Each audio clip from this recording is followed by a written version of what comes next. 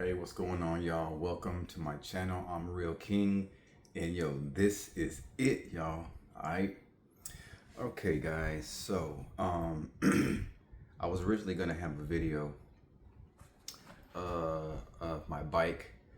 I got everything basically fixed up today. Did my tightening of my chain. What else did I do? Tighten up all of my screws and stuff like that. I noticed that yesterday that my wheel was not even straight when I put it on together and stuff like that. So it was actually like kind of crooked. So what I did is I watched some videos last night, and it's kind of the point of this video. And it helped me a lot by watching those videos on YouTube because I like to do things by myself. I don't like to. I like to try to do things and figure things out myself. Just the way I was always raised and taught to do. And so, YouTube was a good way for me to go to and learn. So I had to watch a few videos because there was a lot of videos that were not giving me the kind of information that I was wanting and I felt I needed. And so I just, I stuck with it.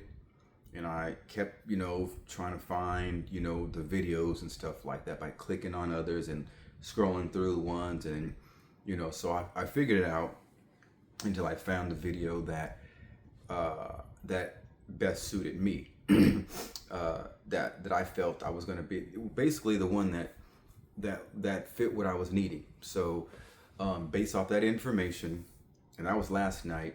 So this morning, after a little bit before I left? I think it was before I left to run my errands. I went ahead and I decided to do some fixing up on my bike. So one of the videos that I watched on how to tighten your chain on a single speed BMX bike, and what it told me, and I had to look at a few videos actually to make sure that I was getting the right information. So after about 3 to 4 videos of it saying the same thing, I felt confident enough for me to go ahead and do it myself. So I remembered everything from last night.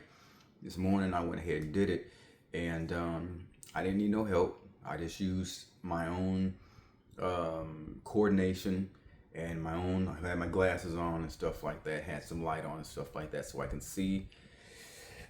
And by me know how to fix skateboards and stuff like that, and I know how to look for things that are not lined up right, everything like that. Because when you're putting bearings on your skateboard, see, like they have like these shops nowadays, they got like these fancy tools and stuff like that are like specifically for like putting your your bearings in your wheels. That's weak stuff. We was taught, we use our trucks.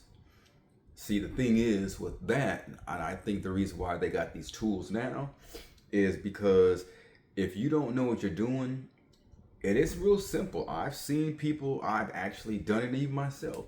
If you do not, it's easy to put bearings in the wheels, excuse me, and they're not, like sometimes those wheels are like I would say like those dual durometer wheels like Dark Stars or like Rinka wheels, dual durometers, like the inside is harder than the outside or vice versa. Like sometimes when you're trying to put the bearings into those wheels, if you're using your trucks on the side, you stick your let me go like this. So if you have your skateboard and you're trying to put if you're trying to press your bearings into your wheels, sometimes these are soft wheels right here, but if I had these hard wheels, then what would happen is you would have mad wobbles because you weren't pressing it down and it's not flush. And it's easy to not, to have those not flush on your skateboard.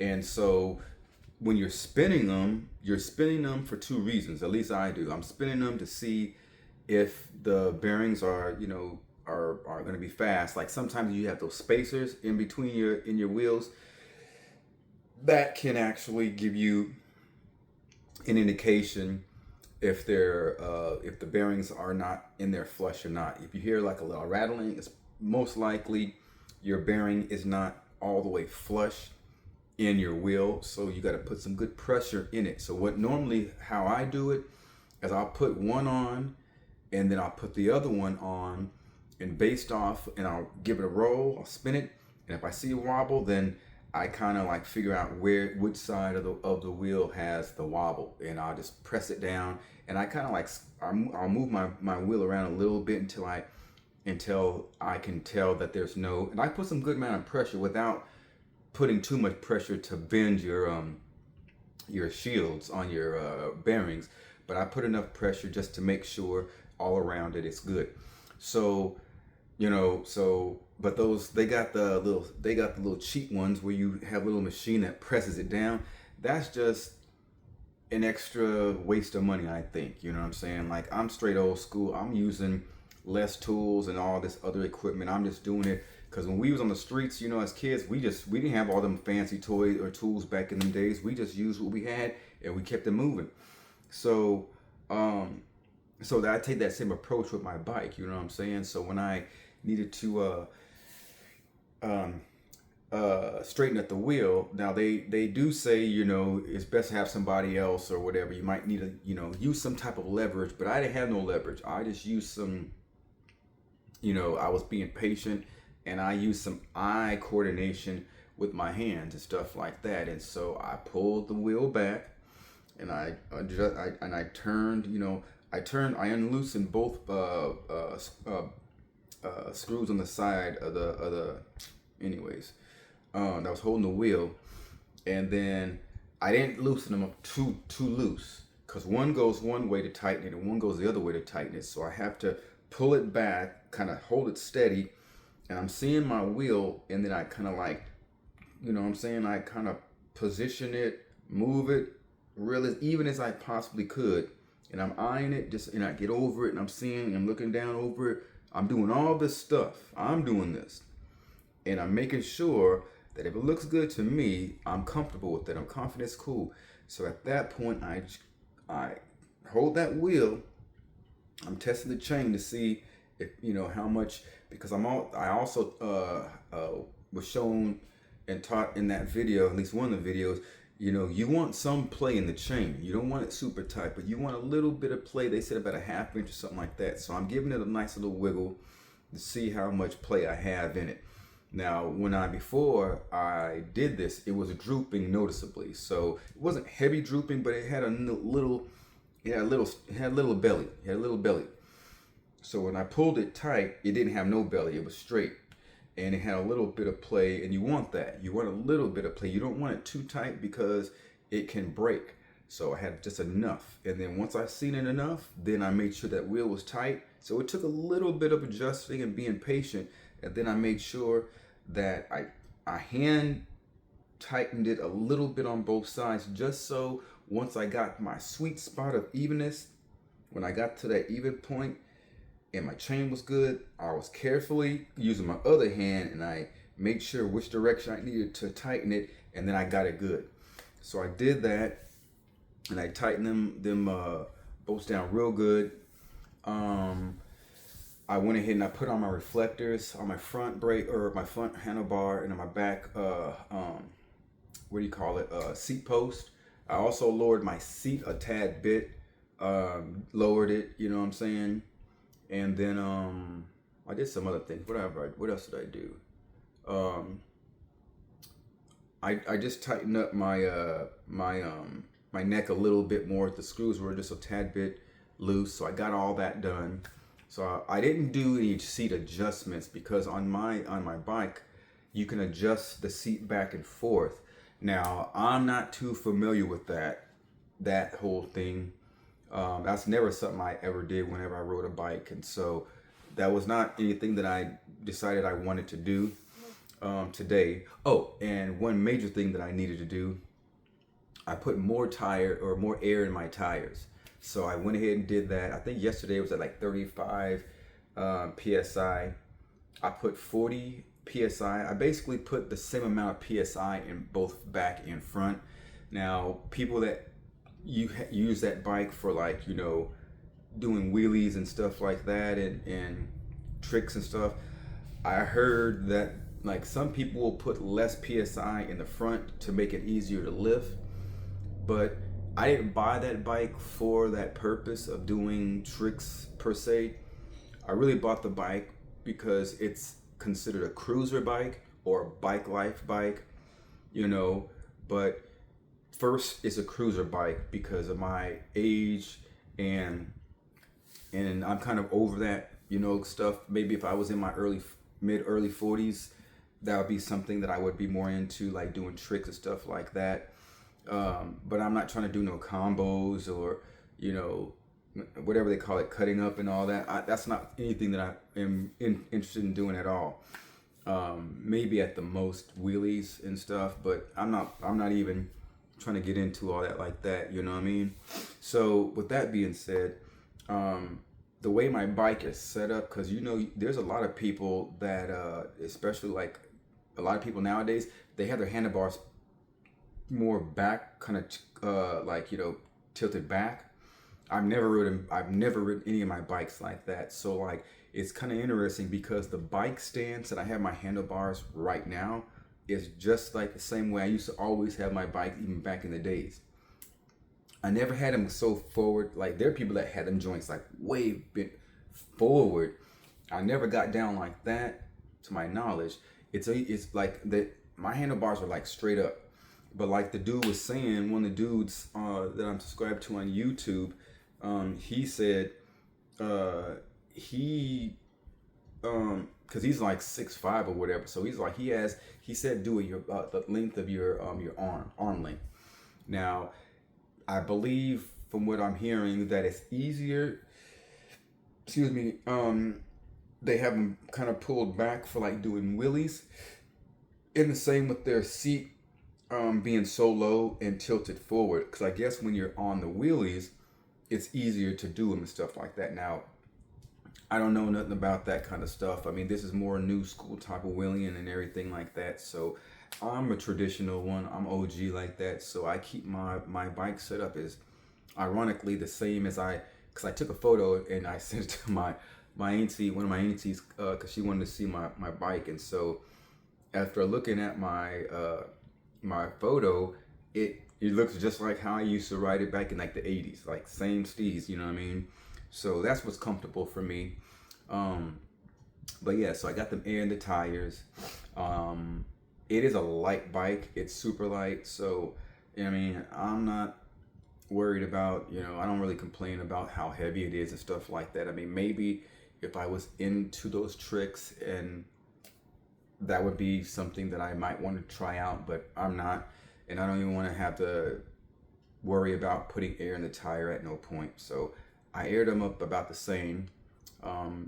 Yeah, 40 PSI in both. And I think that's about it. So the only thing that I have not done yet, and it's kind of and it's because I gotta wait to get some more dough, and that's kind of why I'm not really riding my bike right now so much, is because I have to get some bike chain lube. But there's a certain kind of bike chain lube that I want to get called Muck Off, the dry lube though, because it's for dry conditions. Now I've done a lot of research, and I've even seen videos where they kind of, you know, talk down on the Muck Off brand. But even in the videos where they talk bad about Muck Off brand, I'm looking at all the comments, and basically 98% of the comments are people that are like, you know, sticking up for, you know, Muck Off. They're like, wait a minute, like, I don't know what you're talking about, bro, but this stuff is good. I've even watched testing, like some pretty, you know, intense testing on the best lubes. And out of all these lubes, we're talking about really expensive lubes all the way down to like stuff like, what was this? I forgot this one kind of like oil, and they use WD-40.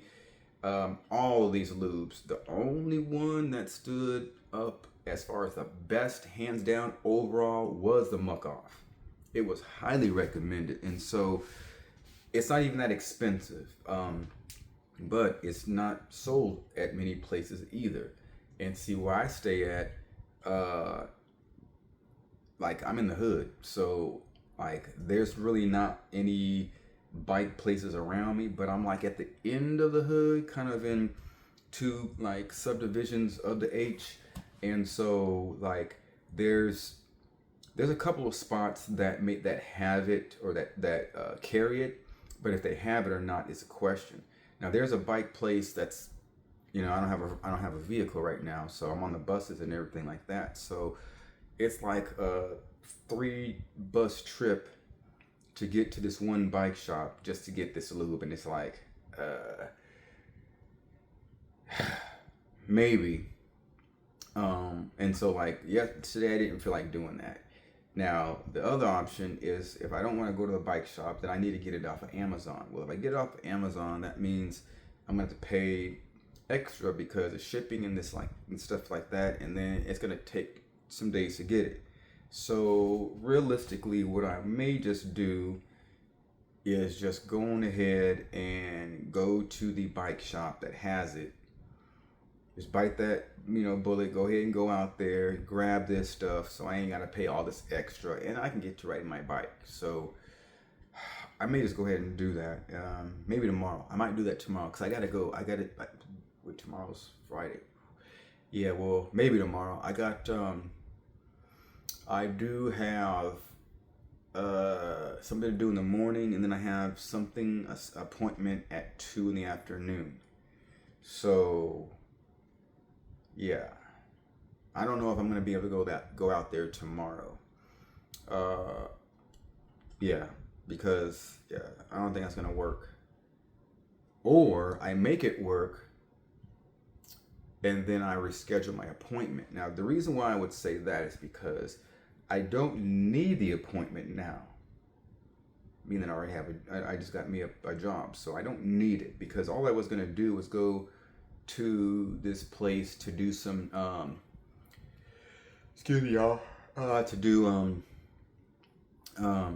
some what's it called, resume work, but I can reschedule. I may reschedule, but anyways, neither here or there. So that being said, I figured that I would make this video because kind of like an encouraging video. Because one thing that I am all for is doing things for yourself, being as independent as follows, or as possible. Excuse me.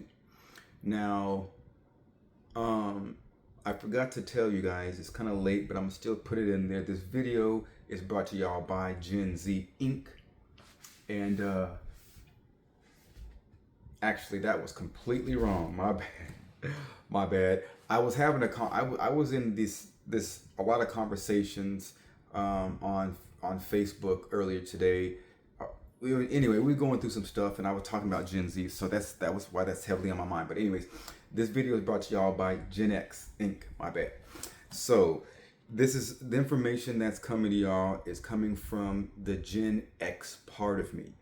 Okay. So for the millennials out there, and for the Gen Zers, as I call them, this is coming from a Gen X point of view, and it's something that I think is very helpful. So with that being said, let me go ahead and continue on, and that is being self-reliant, not relying on people or things. The good thing about YouTube and the internet and all of those kind of things is they allow you to be self-sufficient. Because when I was growing up, we would always, if we needed something, ask a human being.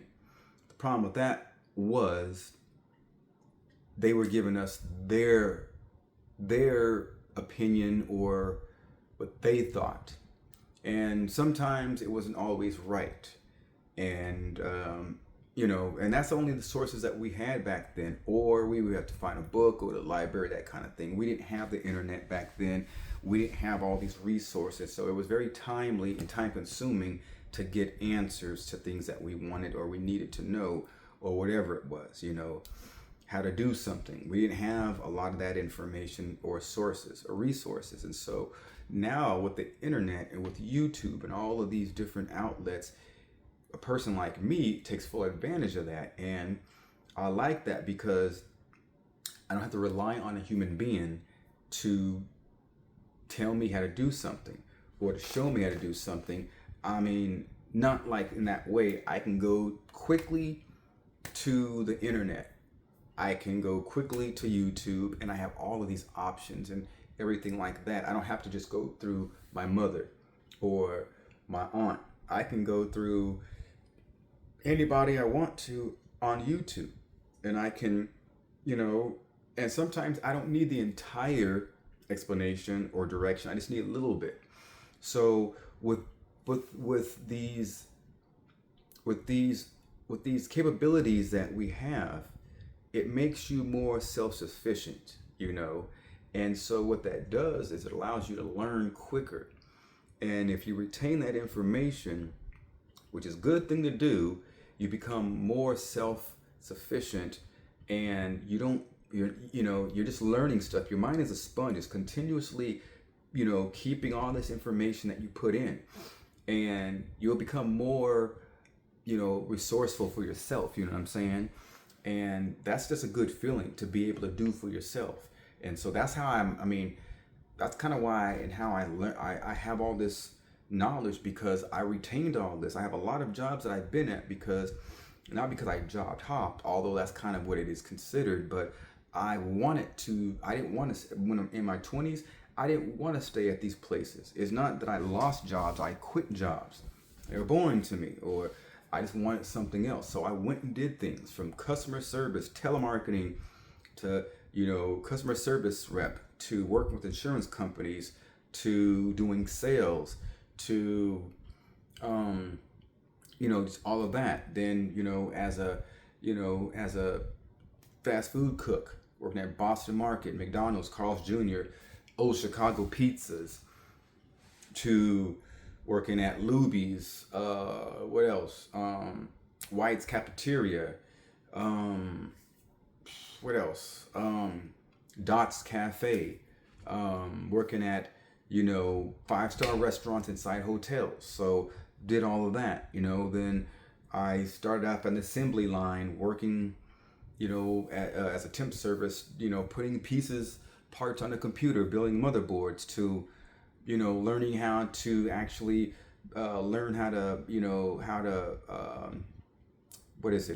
use a flow solder machine or a VersaFlow machine, which basically, you're setting up a recipe, for motherboards to be basically, formed, putting all the parts on and stuff like that, the solder and all that kind of stuff, to doing repair work, to doing through-hole wiring and stuff like that. Been certified doing that to where I can build computers or build motherboards. Then I learned how to build computers, learned how to program them. I can do all that. I've been certified. Now I haven't done it in a long time, but it was not anything for me to just, be my mind be refreshing. So I've done a lot of stuff, to warehouse work, getting certified as a forklift operator, loading and unloading, trailers of, pallets of equipment, shrink wrapping them, weighing them, shipping and receiving, pulling orders, all of that stuff, what I'm saying? So I have a lot of, of capabilities, what I'm saying? I've done a lot, in my years, what I'm saying? I worked at a skateboard shop, and so I know sales, know how to build build skateboards and stuff like that. I know a ton about skateboards. I know a ton as far as like the plies and plywood and everything. Like, I know a lot about skateboards, and so I'm definitely a good person to talk to when it comes to the knowledge about skateboarding and stuff like that. So it's a good thing to have the knowledge and to not have to depend on nobody else.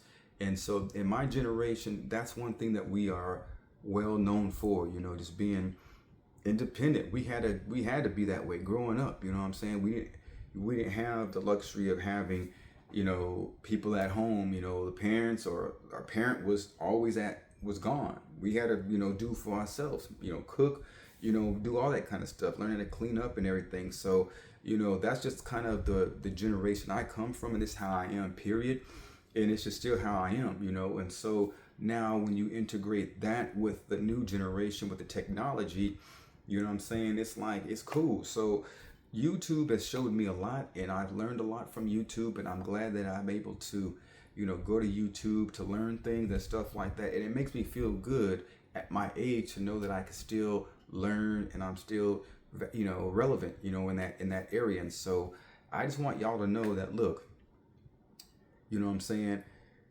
be self-sufficient, don't be afraid, learn, get on YouTube, get on, the internet, figure things out. There's so much out there for y'all to just, to learn and to, to be independent, not have to, depend on anybody else and stuff like that. Learn whatever it is that you want to, if you want to be a mechanic, there's plenty of courses and people doing that on the internet. So like, here's a good example. When I had my car last, okay, so I remember when I used to sell cars, at Ford, I remember I was going to actually be a mechanic. And one of the things that they told me was, and this is pretty messed up, but it is what it is. They're like, basically a mechanic makes their money off of dumb people or lazy people. If someone goes up in there, they don't know, they think they know they need this, but they actually need something else, or, they need an oil change. But what will happen is the mechanic may sit up there and say, well, and make it look like they're doing you a favor, but they're actually getting more money out of you. Well, we found out that you actually needed this and da-da-da-da. And if you don't know what they're talking about, you're thinking that they're telling you something good. Oh, I'm glad you found that. Yeah, well, and then they have a way of telling it to you to where, they're sliding in there as extra cost, but they're making it seem like, they're doing you a solid when that's not the case at all. They're just trying to get more money from you because that's how they make their money. So when I found that out, I started learning how to do things myself. And so when it came to changing my brakes on my car, my pads needed to get changed because they were squeaking or squealing. And so I had a homeboy of mine who showed me how to do it. And I'm just like, this is easy. This is actually easy. Just changing your brake pads is easy on a car. And so I guess apparently certain cars are more harder than others. But all in all, if you just take the little time to do it yourself, it's going to cost you a lot less money. So I got that idea. And the same with changing your oil. It's actually not hard. It's just it can be kind of messy or intimidating. But if you have your patience and you really pay attention to how it's done on YouTube, you're going to save yourself a lot of money. And why pay somebody else to do something that you can do for yourself unless you're just lazy or you got money like that? You know what I'm saying? And it's just the same reason why I don't really like to go out to eat, because I'm a good cook. I don't see no point in going to a burger place when I can make my own burgers the way I want it, or steak or whatever it is. I can make that myself, and it's going to cost me a lot less money than if I went out there and paid them. So this is basically the mindset of one Gen X person who finds it real valuable to continue to stay in that mindset and just be as independent as possible. Because in my journey, which I am focused on going to Brazil, I'm getting there. And the way I'm going to do it is by staying focused and doing things my way and not, not budging. So with all of that, I think it's really important. And so I feel that if anybody can get anything out of this video, it is just being independent, and just how independent is very important. Owning, your own time. I'm all for being independent. Keep what's yours. Your time is valuable. Your energy is valuable. Don't waste it. Don't give it to somebody else if you don't got to. Whatever it is, whether it's, making your own clothes, whatever it is, y'all, being a hustler. If you know how to draw, like I'm a good artist. I've actually had people that wanted to buy my art before.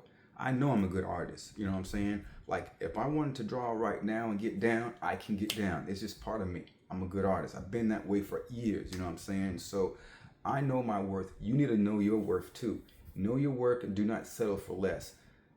I hope y'all appreciate the video. Hope y'all like the video. That's all I got for now, y'all. It's kind of been late, you know what I'm saying? But anyways, if you guys like the video, give it a thumbs up. That helps me out. You know, that shows, you know, that y'all appreciate things, you know what I'm saying? And I like that. Also, hit that notification bell, y'all, so that way you guys can be informed when I'm dropping my videos. Also, if you guys haven't already subscribed, y'all new to my channel, hit that subscribe button, you know what I'm saying? Also, that helps me out. Plus, I'm getting, you know what I'm saying, I'm getting started with some dope videos, you know what I'm saying? So, yo, it's what's up. Also, if y'all have any comments, feel free to leave the comments. I like engaging with, you know, my peoples, my subscribers, you know what I'm saying? I'm outgoing, you know, I read, you know what I'm saying? I read what y'all say, you know what I mean? Like that. But anyways, y'all, that's my time. I'm Real King, and this is it, y'all. All right? Y'all have a good evening.